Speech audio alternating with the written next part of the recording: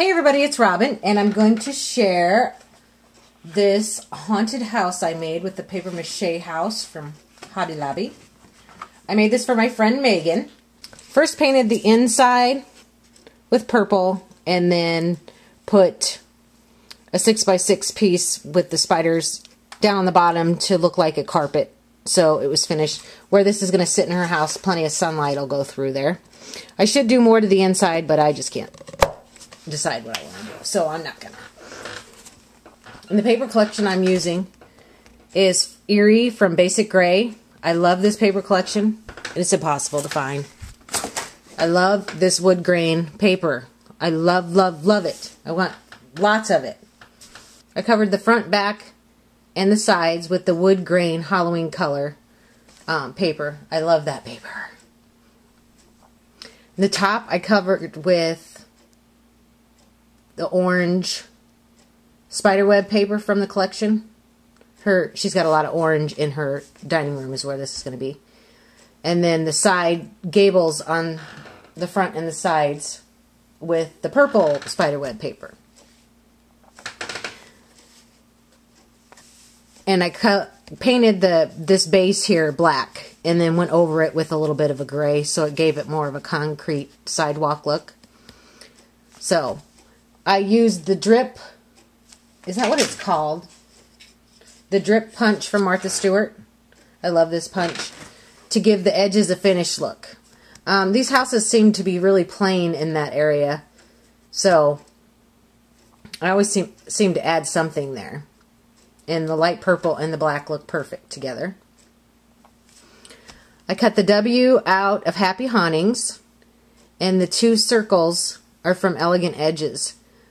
This back one is a gear one, and this one is a uneven, very small scallop. And I thought that turned out looks good on there. Mr. Skeleton, I'll put the name of the place I got him from on the screen. But I got 3 packages of these for $13. They range from 20 to 35, 40 cents a piece. And I got a whole bunch of witches and bats and ghosts and an eerie tree and all kinds of other stuff. Once you get done watching the video, go check it out. It is fabulous stuff. The laser cuts on these are incredible. I mean, look at that's wood veneer. And it's just, they do such a good job cutting that. And then my little Mr. Ghost there, he's cut at 1.5 inches. And that's from the Happy Haunting collection. So, and on both sides of the steps, I put a black I Am Roses flower to make it look like there's some bushes there. And the 3 little pumpkins are Brad's. I don't have any kind of pumpkins, and every pumpkin I was trying to cut out on my Cricut was not cutting the way I wanted it to, so I pulled those out. On the gables, on the sides, and the front there, I took the Martha Stewart large spiderweb punch and punched for each one I punched it out twice so it was a little thicker. And then just cut it to fit in the gables. And I think it's perfect. Okay, here is one of the sides. And you always have to have a graveyard at a haunted house, don't you? This little headstone guy is from Martha. Don't you just love Martha? I do. What would you do without Martha? And then these two I cut with Happy Hauntings on my Cricut, and I can't remember what size they are. I did the back of them in a dark gray, and the front is a light gray. Kitty! That's a kitty! And took the Forest Moss from Tim Holtz and went over them a whole bunch with that. And I'm sure you can see it on there. And it looks so good. I love it. The flowers, of course, are from I Am Roses. And I put 2 more of the black roses here. And then I took some of the purple roses and sprayed them with some Glimmer Mist black stuff. But it gives a purple tint.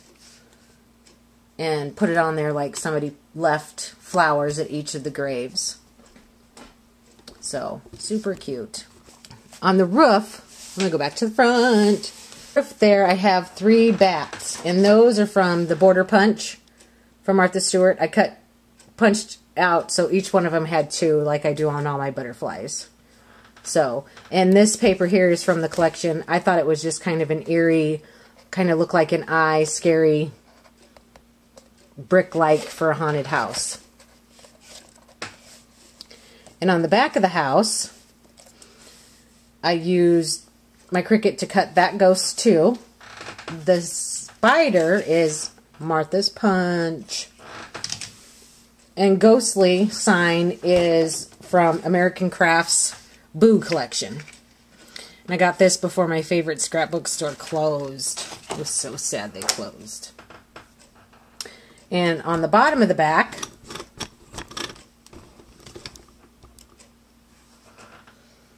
I punched out some more bats to put on there. And the good evening from that other paper. And then her wrought iron fence. I love her wrought iron fence. I've used it on other projects that are not Halloween, and some of them I've just cut off the bats, and some of them I've just put flour over the bats, so you can't see them. And I did 3 layers of that fence, so it was, you know, a little bit more steady. And I put a couple spots with some pop dots, so it had some dimension. Don't you love it? And on this side, I used one of the wood veneer witches, and I roughed her up with some black and some green. She's got to have a green nose. And I made this look like, with the googly eyes, like he's watching the ghost. Like, what are you doing? And then Mr. Ghost is cut at 2 inches. And then the Midnight Dreary is from that American Crafts paper collection too. So I hope you like my haunted house. And if you have any questions, just give me a holler, and have a super great night.